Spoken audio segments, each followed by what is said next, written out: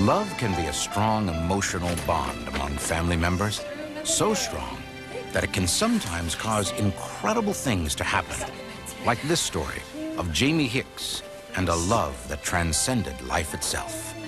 Beth and Jamie Hicks were a mother and daughter team that had had to learn to take care of themselves. Beth's husband died when Jamie was still in grade school, but Beth Hicks had managed to make a life for both of them. Now, with Jamie all but grown, they faced the world together in a happy and healthy way. Jamie grew up believing things would always be this way. In fact, Beth promised Jamie when her father died that she would never leave her alone. You and I are gonna grow old together. You're not getting rid of me that easily. I thought so.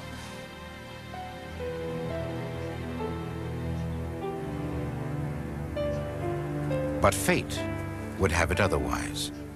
And despite her promise, a sudden, terminal illness took Beth Hicks away from her beloved daughter. You promised.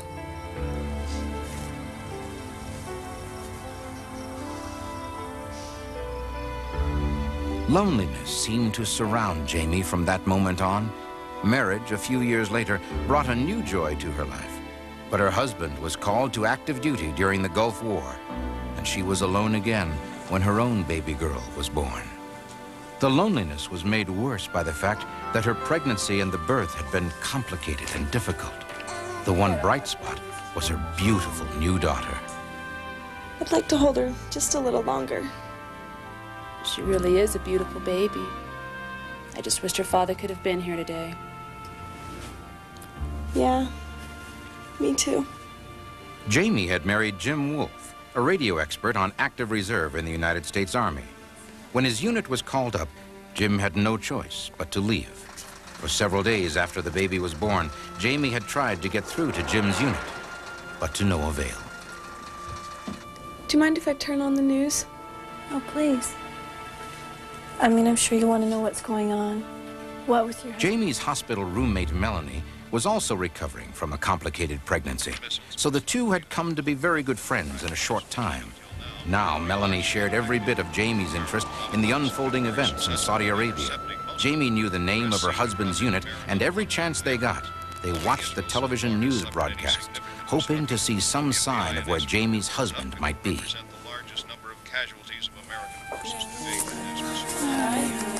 Occasionally, Melanie's mother and father would stop by to see their daughter.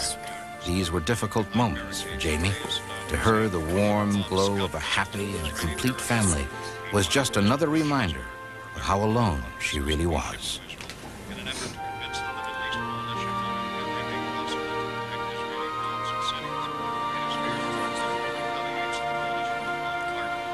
Mama, I'm so alone. I wish you could be here right now. Here is a report just in from Riyadh. According to INS News Service, a missile believed to be one of the Iraqi Scuds just moments ago made a direct hit on a warehouse near Riyadh. The warehouse was being used as a barracks for an Army communications unit, the 253rd Signal Battalion, a reserve unit that has only been in the Persian Gulf for a few months. First reports... The news broadcast filled Jamie with fear. The 253rd was Jim Wolfe's unit. Army officials are saying there were no survivors. If the report is true, it will be the first time a Scud missile has...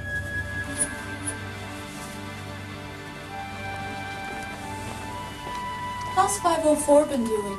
She didn't sleep much. The baby's fine, but that lady's gonna wear herself out. Repeated attempts to reach Jamie's husband had only produced grim reports that his entire unit had been destroyed. Still, everyone working in the maternity unit closely followed the news from the Persian Gulf.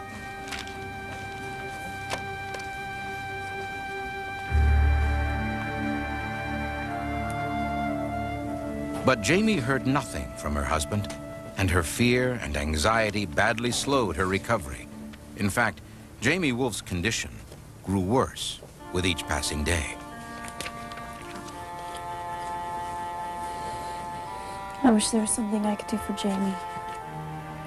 Well, I think the best thing for her is if her husband showed up alive. But for some reason she could not explain, Melanie felt strongly that someone should be watching Jamie closely on this particular night. she decided she would stay awake as long as possible, just in case her friend should need something. As it turned out, this decision would put Melanie in the middle of a miracle.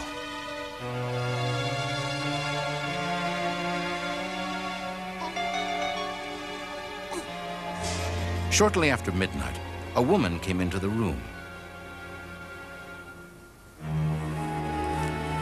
Oh. Hi. Are you looking for Jamie Wolf?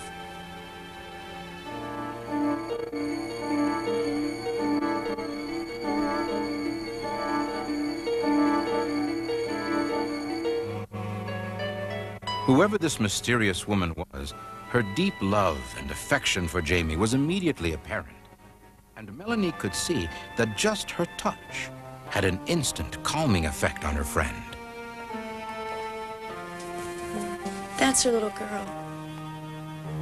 She's beautiful, isn't she?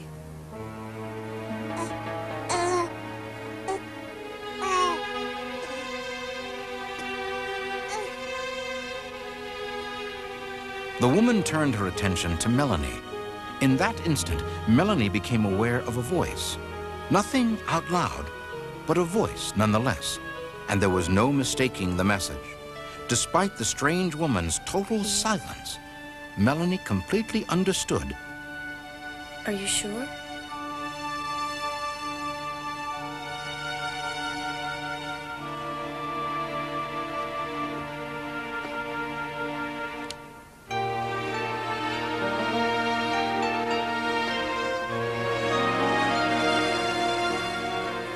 Nurse Drake, there's a woman in here that I want you to meet. I swear. Just as suddenly as she had come, the mysterious woman disappeared. At that moment, Jamie woke up, refreshed and relaxed for the first time in several days. Wow, did I sleep well? You had a visitor. What? I can't explain this. And I know it sounds crazy. Melanie quickly relayed the message the woman had given her. Jamie's husband was alive and well, and on his way home. Because he's coming home. Well, who was it? It was your mother. My mother died 7 years ago. At first, Jamie didn't believe what her friend was telling her. But as Melanie described the visitor's appearance, her mannerisms, and the obvious affection she had for Jamie and her baby, Jamie began to realize that somehow it was true. Her mother had visited this hospital room only minutes before.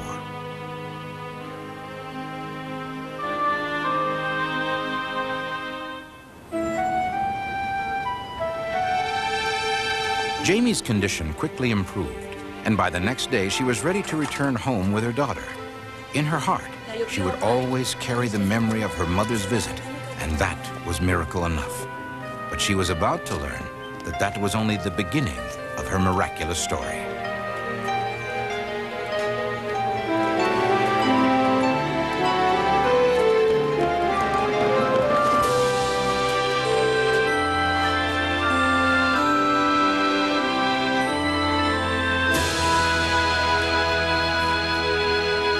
I wasn't in the barracks when the Scud missile hit. I had gone out in the Jeep when this Arab woman came to me with a hand-drawn map. After hearing of Jamie's mysterious visitor, Jim couldn't wait to explain exactly how he'd gotten separated from his unit. Jim's unit had been moving from one temporary base of operations to another in order to keep the enemy guessing.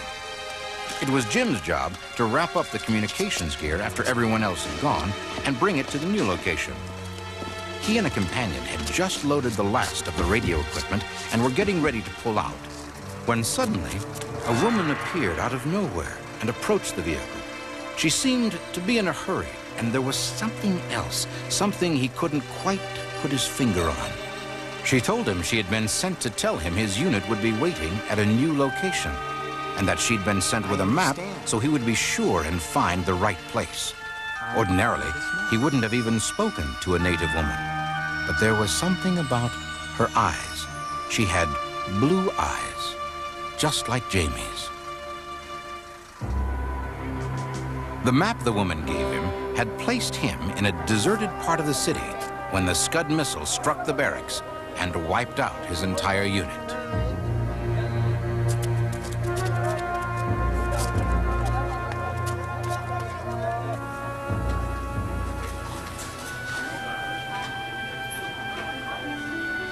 Blue eyes are almost unheard of in the Middle East. Could those blue eyes that captivated Jim Wolfe and saved his life have belonged to Jamie's mother? Love and family, perhaps the strongest bonds we know of in this life. Is it possible that they're strong enough to transcend even death? Jamie Hicks believes her mother did somehow come to visit them that night. It was a miraculous visit that kept their family together. After I was told of the sightings of my mother, it gave me a very calm sense of inner peace. I felt complete. I felt like my mother had actually been there. I really do believe that she was. And before Emma was born, I was very sad that her grandmother wouldn't be able to see her. And I'd see other grandmothers getting excited about the birth of their grandchildren. And now I feel that mother really visited Emerald. And I put it in Emerald's baby book that Mama had been there. And I think it's going to mean a lot to her someday when she grows up and she knows that her grandmother cared enough to come by and see her.